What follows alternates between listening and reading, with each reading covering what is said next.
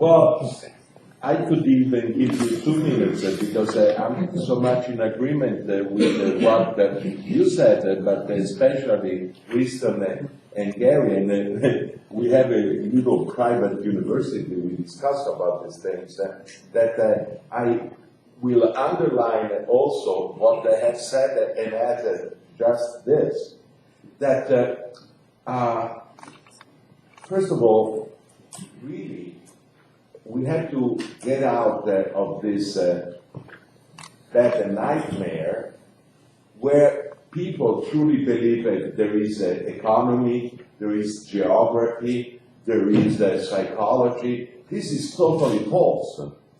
Totally false. And so we just, blind if we don't see that actually there are these species that is human beings that does not live in reality because we have, by our evolution, dared, so to speak, not to go with the automatic pilot as other species do, and we live in a socially construed reality.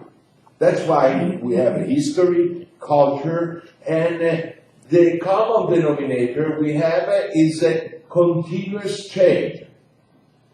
But economy, but not only economy, basically they are social construction and they have effects.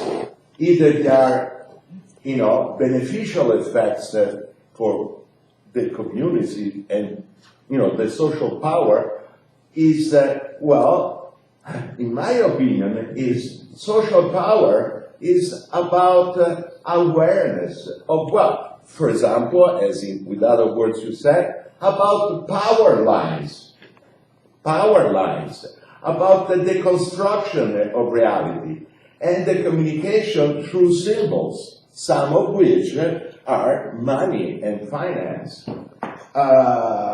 If we don't get that everything we build is an epistemology, and everything that we are aware is an hermeneutic action, active action, then we are disempowering ourselves. And now, there is another obvious thing that I say. Organization and people that have power often do not want to share power, do not want to have transparency. I'm reminded by the newspaper and television this night that the president of the most powerful country in the world say, I don't want to share my tax returns. That's huge. That's huge. He said, I don't need to have a transparency. I'm the president. But that's very huge and tragic, as that many people believe in. This is the social construction of reality. And so, economists, like any other professional, is dangerous if it's blind. And in my opinion, it has to do with the conspiracy that, there is a willing or unwilling to make people blind. As the fact, we have so many facts. I was asked just a few days ago in Rome to meet with a minister and some of his, because Italy is helping some country. And again, what is the interest of being blind? Follow the power, follow the money, and you will see that they are able to make hidden a fact that anybody does. Is much more effective to do microcredits intervention where you lend $50, $100 to people, single people, bypassing government corruption and all of that, then investing millions of dollars or euro in building cathedral in the desert, one having given the proper cut to the local and national politicians. So, actually, I think that some needed parameter would be, in my illustration this afternoon, I'll try to make it even more specific, you need to ask yourself, where is the empowerment and where is the disempowerment actually? Because anything can be looked at, anything somebody will say can be looked as capital. But I think in social construction, empowerment and disempowerment, I'm also reminded of famous lies, also in the past. Goebbels had a fantastic propaganda machine, making people believe and giving crowd, believing total lie, total construction. Mussolini in Italy, just the same. And the Stalin, Marxist-Leninist propaganda was not inferior. Where people, I remember, I'm Italian, were working, oh, well, here in Italy we live, exploited. We should go and live in Russia where there is the paradise of workers, How they managed to sell a larger population of the world that believe, because those people were honest. So I don't think that kind of propaganda is a blinding of the people is finished.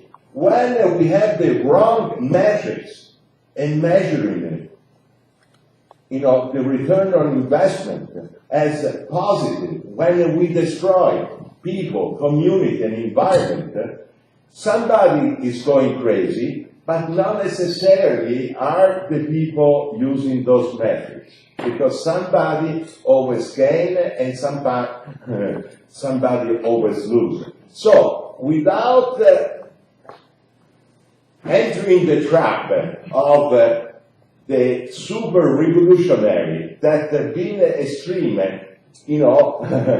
disempower themselves because nobody wants to follow them, and I think that you're right. We need to be really cool and bring people to justify. Why? Still today, government, economists, and a professor at the university lie. Why people are paid and asked to be elected in office basically say, let me make you blind. Let me bring you to nowhere. Let me do the opposite. And amazing. I'm a psychologist, so I have some idea. But I lived so many years in the States, and it's my second home. Sometimes I feel more at home in the States than in Italy. But I was sure that although I didn't like personally Hillary Clinton, and I was bored after 5 minutes of her speech, and I was doubtful about how great that couple has been, opening the bank to subprime, for example, is not Hillary, but is Bill doing it. Well, really, I think we need to say a few things, but to demand why we are self-inflicting harm to ourselves at the way that we did. Because we know how we deny that, how we turn around the reality and make people, hypnotize, follow me, vote for me. And it's amazing. They vote for him. So I don't know really what is going on. Thank you.